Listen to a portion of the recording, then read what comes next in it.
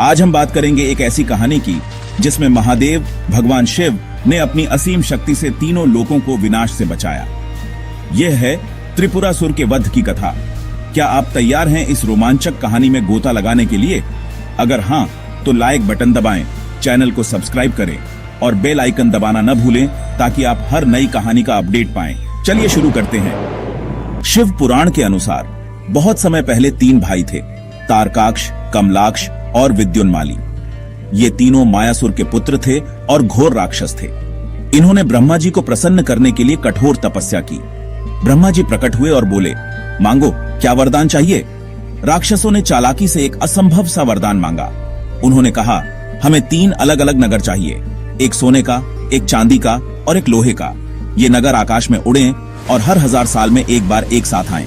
उस समय केवल एक तीर से हमारा वध हो, और वह भी किसी ऐसे योद्धा द्वारा जो असाधारण हो। ब्रह्मा जी ने वरदान दे दिया। विश्वकर्मा ने 3 उड़ने वाले नगर बनाए जिन्हें त्रिपुर कहा गया। इन नगरों में राक्षसों ने अत्याचार शुरू कर दिया। वे देवताओं, ऋषियों और मानवों पर हमले करते, तीनों लोकों में भय फैलाते। त्रिपुरासुर यानी तीनों भाइयों का सामूहिक नाम अब सृष्टि के लिए खतरा बन गया था। दोस्तों, सोचिए, 3 अजय नगर जो आकाश में उड़ते हैं और उनका वध लगभग असंभव। देवता परेशान, मानव डरे हुए और राक्षसों का आतंक बढ़ता जा रहा। ऐसे में कौन बचा सकता था विश्व को? जवाब है महादेव, भगवान शिव। लेकिन कैसे? आइए जानते हैं। जब त्रिपुरासुर का आतंक असहनीय हो गया तो सभी देवता इंद्र, वरुण, अग्नि और यहाँ तक कि ब्रह्मा और विष्णु भगवान शिव के पास कैलाश पर्वत पर पहुंचे।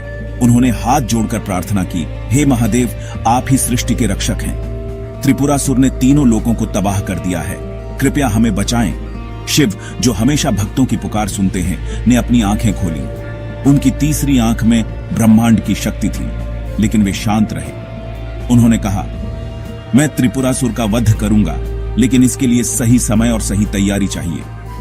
देवताओं ने शिव को युद्ध के लिए प्रेरित किया। उन्होंने एक विशेष रथ तैयार किया जिसमें पृथ्वी रथ का आधार बनी, सूर्य और चंद्रमा इसके पहिए और हिमालय धनुष बना। विष्णु का बाण और अग्नि उसकी नोक बनी। इस तरह सारा ब्रह्मांड शिव के युद्ध का हिस्सा बन गया।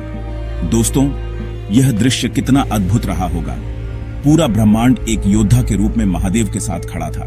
लेकिन क्या यह युद्ध इतना आसान था? नहीं, त्रिपुरासुर का वध करने के लिए एक खास क्षण का इंतजार था। क्या था वो क्षण?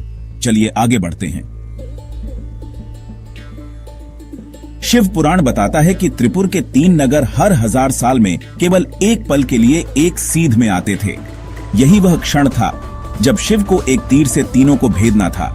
जैसे ही वह क्षण आया, तीनों नगर एक साथ चमके। त्रिपुरासुर को विश्वास था कि कोई उन्हें हरा नहीं सकता। शिव ने अपने रथ पर सवार होकर हिमालय धनुष उठाया। उनकी तीसरी आंख खुली और उसमें से अग्नि की किरणें निकली। उन्होंने विष्णु के बाण को धनुष पर चढ़ाया और एक ही बार में तीर छोड़ा। धम! तीर ने तीनों नगरों को एक साथ भेद दिया। त्रिपुरासुर और उनके राक्षस सेना का अंत हो गया। इस तरह महादेव ने अपनी डिवाइन शक्ति से त्रिपुरासुर का वध किया और तीनों लोगों को उनके आतंक से मुक्त किया। इस युद्ध के बाद शिव को त्रिपुरांतक कहा जाने लगा, यानी त्रिपुर का नाश करने वाला। लेकिन दोस्तों, यह कहानी सिर्फ युद्ध की नहीं बल्कि एक गहरे संदेश की है। दोस्तों, त्रिपुरासुर की कथा सिर्फ एक राक्षस का वध नहीं है।